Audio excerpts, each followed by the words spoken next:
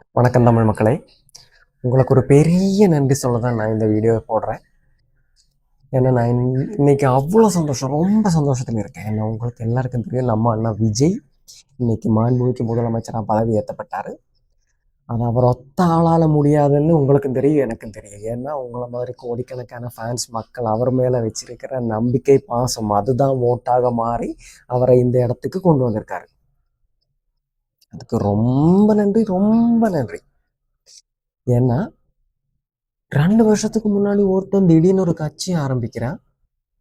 50 வருஷத்துக்கு மேல வரலாறு இருக்கிற 2 பெரிய கட்சிங்க கூட போட்டி போடுறாரு இந்த எலெக்ஷனுக்கு. ஆனா எந்த கொம்பம் கூடயும் கூட்டணி போடாம தனியா நின்று ஒத்தையாளா ஜெயிக்கிறான், ஒத்த கட்சியா.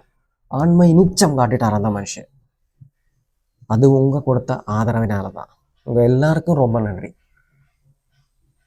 ஆனா நம்ம எல்லாருக்கும் தெரியும், அந்த மனுஷன் ரொம்ப நெருக்கடிப்பட்டு வெந்து நூலாகி இந்த இடத்த அடைஞ்சிருக்காரு.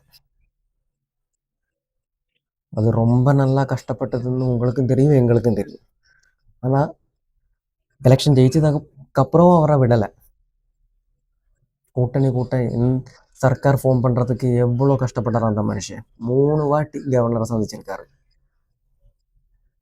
அந்த ஒரு சூழ்நிலையில அவருக்கு சப்போர்ட் கொடுத்த காங்கிரஸ், சிபிஎம், முஸ்லீம் லீக், அப்போ பிசிகே, திருமாவளவன் அவர்களே, உங்களுக்கு என் மனமார்ந்த நன்றியை நான் தெரிவிச்சுக்கிறேன். ஏன்னா பாஜக தென்னிந்தியாவுக்குள்ளே வரக்கூடாது அப்படி ஒரு எண்ணத்தில் தான் நீங்கள் டிவிகேக்கு சப்போர்ட் பண்ணீங்க. சரிதான், அவங்க உள்ளே வரக்கூடாது, வந்தால் தர மட்டமாக்கிடுவானுங்க நாட்டை. இப்போது விஜயும் தமிழ்நாட்டு மக்களான நீங்களும் எல்லாரும் சேர்ந்து மற்ற எல்லா கூட்டணியும் கிழின்னு கிழிச்சிட்டாரு. ரொம்ப சந்தோஷம். நானும் உங்களை மாதிரி அவரோட ஒரு பெரிய ரசிகன். அதனால தான் இந்த வீடியோ போடணும்னு எனக்கு தோணுச்சு.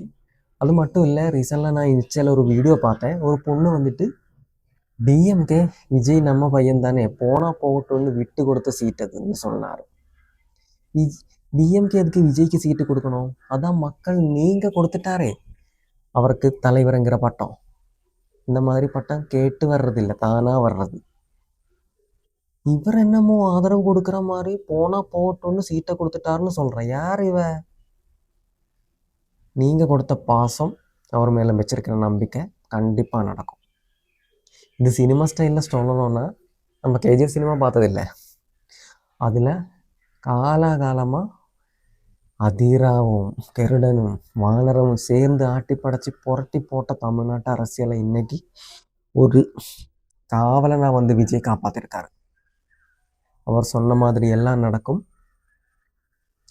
நம்பிக்கை வைங்க, கான்ஃபிடென்டா இருங்க. இனிமே எல்லாம் மாறும், நல்லதே நடக்கும். வெற்றி நிச்சயம். வாழ்க தமிழ், வாழ்க தமிழ் மக்கள். ஜெய்ஹிந்த். உங்கள் எல்லாருக்கும் மிகவும் நன்றி. வணக்கம்.